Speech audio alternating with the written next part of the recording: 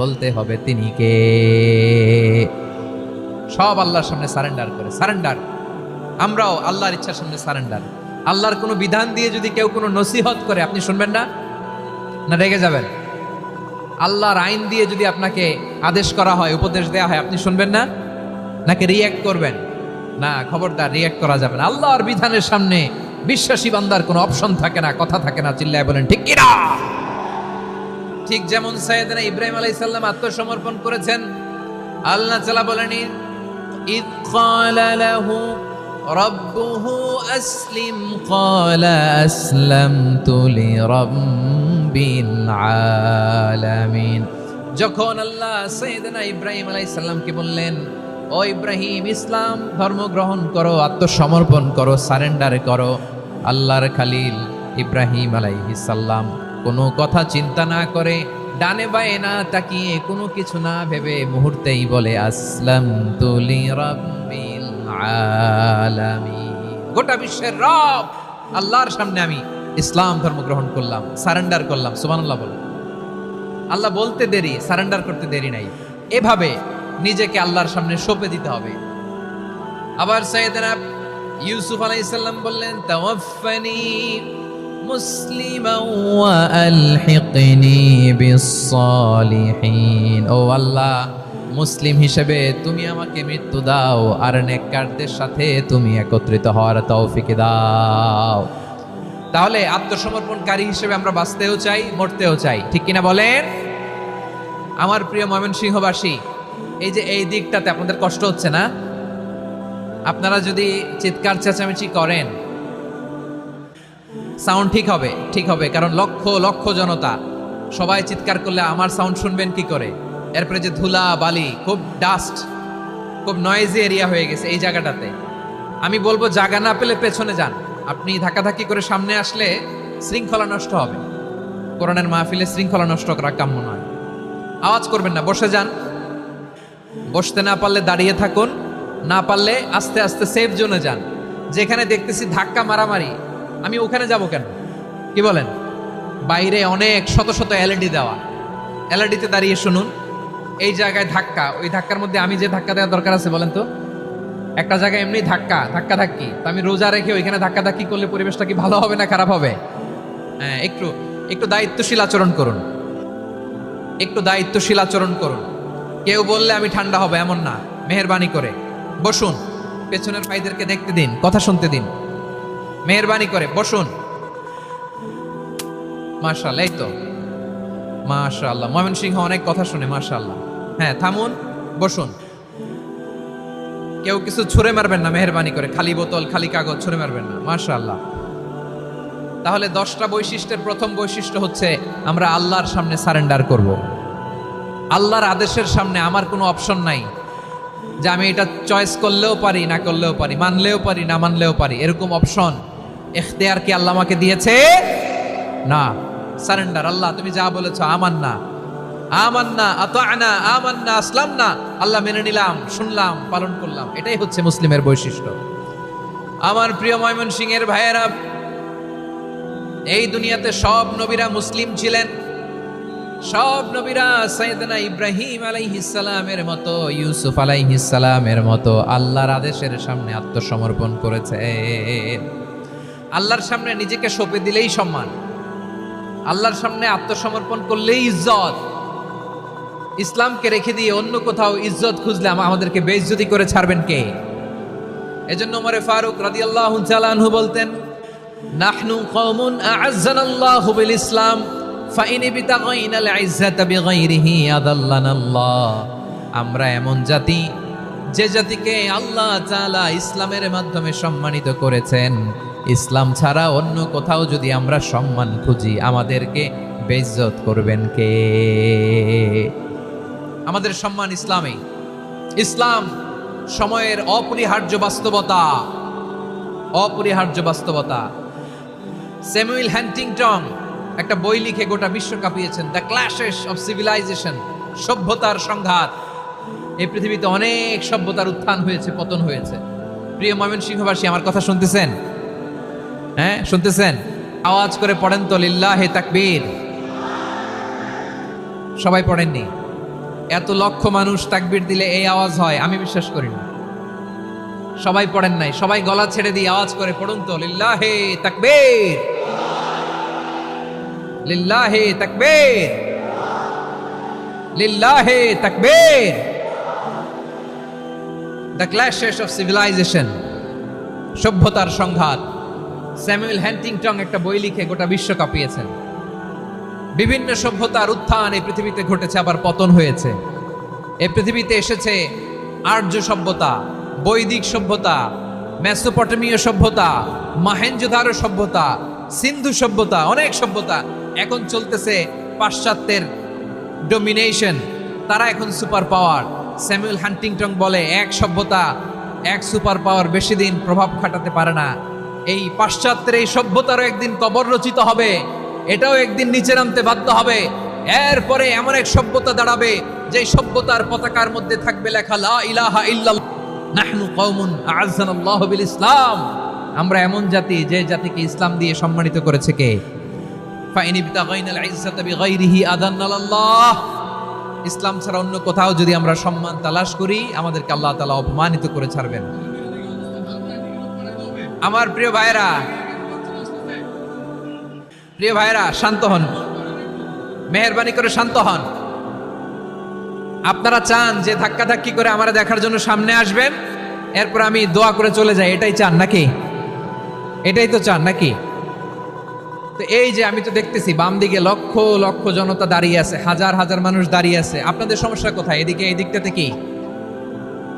পেছনে যান, চলে যান, পেছনে দূরে সেফ জোনে যান। ব্যথা পাবেন, এখানে ব্যথা পাবেন। একটু জিকির করেন, সুবহানাল্লাহ, আলহামদুলিল্লাহ, লা ইলাহা ইল্লাল্লাহ, সুবহানাল্লাহ, আলহামদুলিল্লাহ, লা ইলাহা ইল্লাল্লাহ, সুবহানাল্লাহ, আলহামদুলিল্লাহ, লা ইলাহা ইল্লাল্লাহ। সবাই পড়ুন, সুবহানাল্লাহ, আলহামদুলিল্লাহ, লা ইলাহা ইল্লাল্লাহ। আল্লাহ নামের জিকির করবে যারা, আল্লাহর কাছে প্রিয় তারা, আল্লাহর কাছে প্রিয় যারা, জান্নাতে প্রবেশ করবে তারা। জোড়ে লা ইলাহা ইল্লাল্লাহ, লা ইলাহা ইল্লাল্লাহ, জোড়ে লা ইলাহা ইল্লাল্লাহ, লা ইলাহা ইল্লাল্লাহ, লা ইলাহা ইল্লাল্লাহ, লা ইলাহা ইল্লাল্লাহ, লা ইলাহা ইল্লাল্লাহ, লা ইলাহা ইল্লাল্লাহ, মুহাম্মাদুর রাসূলুল্লাহ সাল্লাল্লাহু আলাইহি ওয়াসাল্লাম। মাশাআল্লাহ। হ্যাঁ, এই তো শান্ত হয়ে যাচ্ছে। আমার দিকে তাকান, এদিকে তাকান। আইন শৃঙ্খলা বাহিনীর ভাইয়েরা এবং স্বেচ্ছাসেবক ভাইয়েরা যেই নির্দেশনা দেয় আপনারা মেনে নিন, মেনে একটু শান্ত হন। শান্ত হইতে হবে, এটা কোরআনের মজলিস। সওয়াব কামাতে এসে গুনাহ নিয়ে ফিরবেন। হ্যাঁ, যারা বেশি জায়গা পেয়েছেন একটু জায়গা দিয়ে বসতে দেন ওনাদেরকে। বসে যান, বসে যান। হ্যাঁ, বসে যান। মাশাআল্লাহ। হ্যাঁ, বসে যান, বসে যান। আমার প্রিয় ভাইরা, আমার দিকে তাকান। জি, বসে যাবেন, বসে যাবেন মেহেরবানি করে। ইসলাম, ইসলাম ছাড়া অন্য কিছু আমরা মানি না, মানবো না। চিল্লায় বলতে হবে ঠিক কিনা? ইসলাম বিরোধী কোনো মতবাদ আমরা মানবো না। চিল্লায় বলেন ঠিক কিনা? ইসলাম আছে, ইসলাম থাকবে। যারা ইসলামকে মাটির নিচে গেড়ে ফেলতে চায়, ওরা জানে না ইসলামের ধর্ম কি। ইসলাম চারা বীজের মতো। ইসলামকে জমিনের ভিতরে গেড়ে দিতে চাইলে এটা শাখা প্রশাখা নিয়ে আসমানের দিকে, উপরের দিকে উঠে যায়। চিল্লায় বলেন ঠিক কিনা? এজন্য আল্লাহর হাবিব বলেন, 6টি মৌলিক কর্মসূচির সারমর্ম হলো ইসলাম। আওয়াজ করে বলেন তো কয়টি? হাদিসে জিবরিলে সাইয়েদনা জিবরিল আলাইহিস সালাম বিশ্বনবীকে বললেন, ও নবী আপনি বলেন তো ইসলাম কি? ইয়া মুহাম্মদ আখবিরনি আনিল ইসলাম। ইসলাম কারে বলে আপনি বলেন। আল্লাহর হাবিব বললেন, আল ইসলাম আন তাশহাদা আল্লা ইলাহা ইল্লাল্লাহ ওয়া আন্না মুহাম্মাদার রাসূলুল্লাহ ওয়া তুকিমাস সালাতা ওয়া তুতিয়াজ যাকাতা ওয়া তাসুমা রমাদান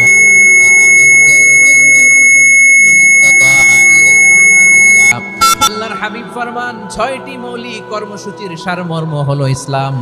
এক হলো তুমি সাক্ষী দিবা আল্লাহ ছাড়া কোনো ইলাহ নাই, মুহাম্মদ ছাড়া রাসূল নাই, তিনি আমাদের রাসূল। সালাত কায়েম করবা, যাকাত আদায় করবা, সামর্থ্য থাকলে আল্লাহর ঘরে হজ করতে যাবা। এই 6টা কর্মসূচির সারমর্মের নাম হলো ইসলাম। ময়মনসিংহবাসী আওয়াজ করে বলেন, এই 6টা কর্মসূচির সারমর্মের নাম কি? তাহলে ইসলাম কারে বলে বুঝতে পারছেন? এই যে এখানে কত সুশৃঙ্খল, আমার দিকে তাকায় আছে চাতক পাখির মতো, কি সুশৃঙ্খল। আর এই যে ধাক্কা ধাক্কি করতে করতে, ভাইরা বসে যান, বসে যান, বসে যান, কষ্ট হইলেও বসে যান, অল্প কিছু সময় এরপর বিদায় নিব, বসে যান। তাহলে 10 নম্বরের 1 নম্বর আমরা বুঝে ফেলছি, ইন্নাল মুসলিমিনা ওয়াল মুসলিমাতি।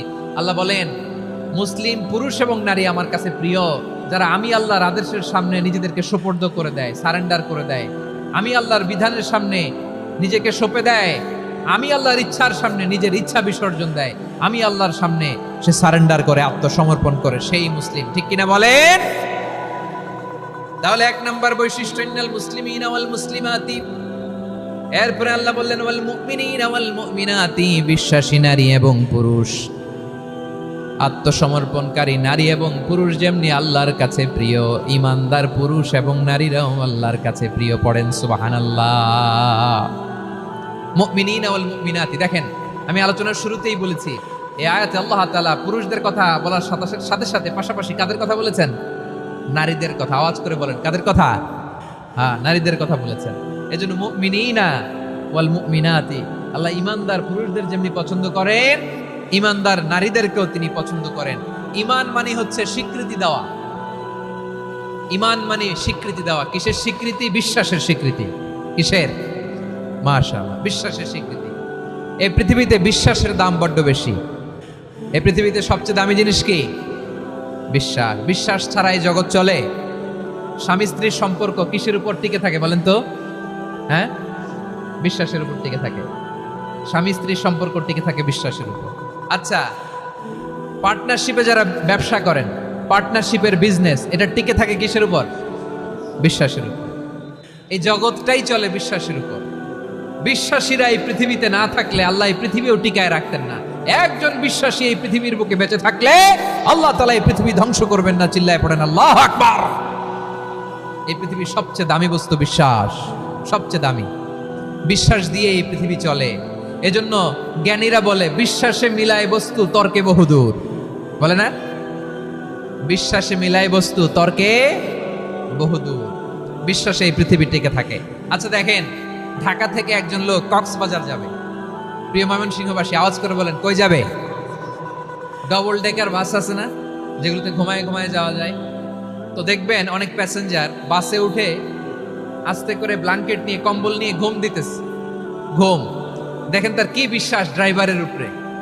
এই বাস তো তারা চালাইতে চালাইতে নওগাঁ নিয়ে যেতে পারে, এই বাস তো তারা নিয়ে পঞ্চগড় ছেড়ে দিতে পারে, কিন্তু তার কোনো টেনশন নাই। সে দেখবেন ব্ল্যাঙ্কেট নিয়ে, কম্বল নিয়ে দিছে জনমের ঘুম। এর কারণ তার বিশ্বাস আছে যে সকালবেলা এই বাস কক্সবাজারেই পৌঁছবে। দেখেন বিশ্বাসের কত দাম। ঢাকা থেকে জেদ্দা ওমরা করতে যারা যান, দেখবেন 40,000 ফিট উপরে বিমানে অনেকে কম্বল চাপা দিয়ে ঘুম দিতেছে। ঘুম।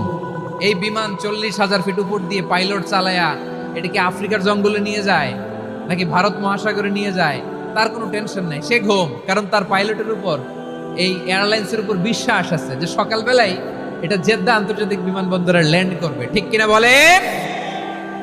বাবা বাবা তার কলিজার টুকরো সন্তানকে, ছোট্ট ছেলেটাকে দেখবেন মাঝে মাঝে আদর করে এরকম শূন্যে ছুঁড়ে মারে। আপনারা মারেন? ময়মনসিংহের বাবারা বাচ্চাদের সাথে এরকম মজা করেন না? তো উত্তর দেন না কেন? আপনারা করেন? বাবা তার সন্তানকে, ধরেন ছোট্ট মেয়েটাকে আদর করে কোলে তুলে এরকম শূন্যে ছুঁড়ে মারে।